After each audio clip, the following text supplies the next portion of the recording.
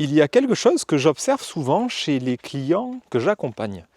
Déjà, c'est qu'ils me ressemblent, pas physiquement, mais psychologiquement, énergétiquement, tout ce que tu veux. Je vois à quel point on attire qui on est.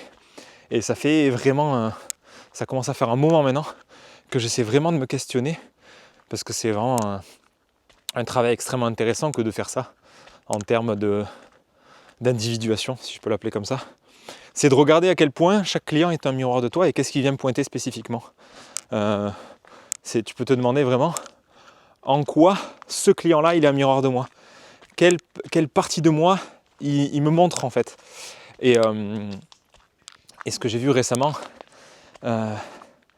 c'est que la plupart de mes clients, ils charbonnent, ils travaillent comme des forcenés. Et c'est ce dont j'ai envie de te parler aujourd'hui. C'est ce truc de travailler comme un forcené. Parce que, justement, pour faire le lien avec cette histoire d'alignement, ça va souvent de pair avec. C'est-à-dire que souvent on va compenser le désalignement par la quantité d'actions qu'on va mener.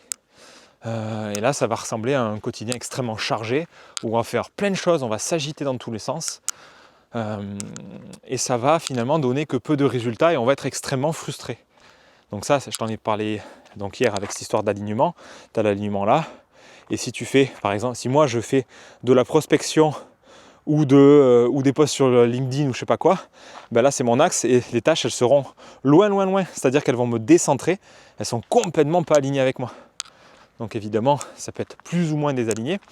Et plus c'est désaligné, plus ça va me coûter de l'énergie et plus je vais compenser par une quantité de travail phénoménale. Et ça, ça va nous épuiser. Et tu vois très bien de quoi je parle si tu as vécu ces phases de désalignement. Donc moi, ce que j'ai envie de te dire, c'est que quand on est un forcené du boulot, quand on travaille comme un dingo, c'est parce que on a un programme en nous qui nous dit ça. Ça peut aller avec du fais des efforts. Non, justement, ça va pas avec du fais des efforts. c'est là où je peux dire des conneries quand j'improvise. Ça peut être avec du dépêche-toi. Ça peut, en tout cas, ça c'est mon cas. Ça peut aller avec du sois parfait. Ça peut aller avec divers drivers. Et surtout avec des schémas familiaux où tu as en référence des gens qui bossent comme des dingues.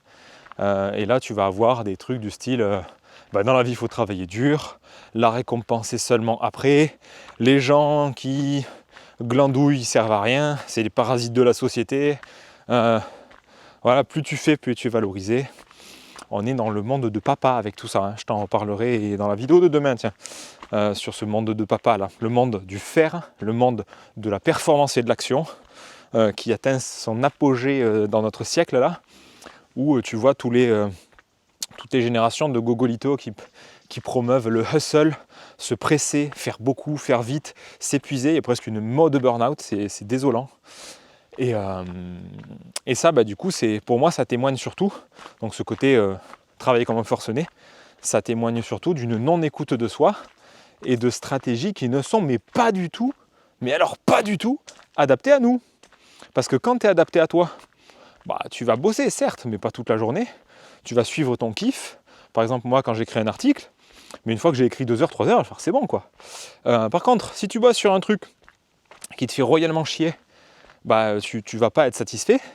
Et du coup, il peut y avoir, je dis c'est pas toujours le cas, ça peut être une pure et simple procrastination et où tu fous rien, mais c'est pas le cas sinon, parce que cette vidéo, on parle de travailler comme un forcené, ça va être compensé par la quantité de travail.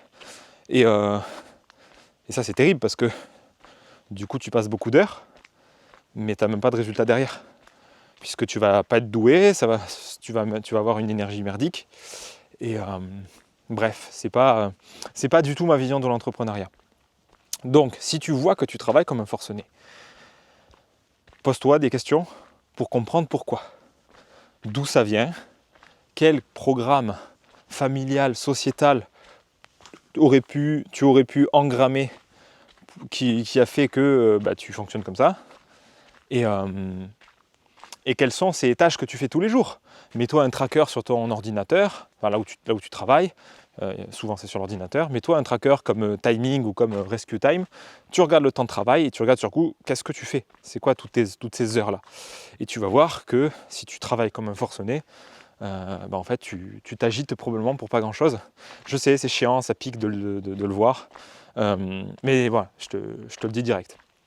Il est probable que tu brasses énormément d'air, comme ça a été mon cas, et c'est souvent mon cas aussi. Donc l'invitation, c'est de questionner ça, et éventuellement de trancher dans l'art pour arrêter de s'agiter pour rien. Parce que comme dirait un formateur en productivité que j'avais su à l'époque, à force de brasser de l'air, tu devrais bosser dans des clims. Bref. Donc arrête de bosser comme un forcené si ça ne fait pas de sens pour toi, ça n'est pas écologique. Et si tu as envie d'explorer ça et que tu galères tout seul, tu pourras me trouver sur Épanescence et me contacter. Allez, on se retrouve demain pour la prochaine vidéo. À plus!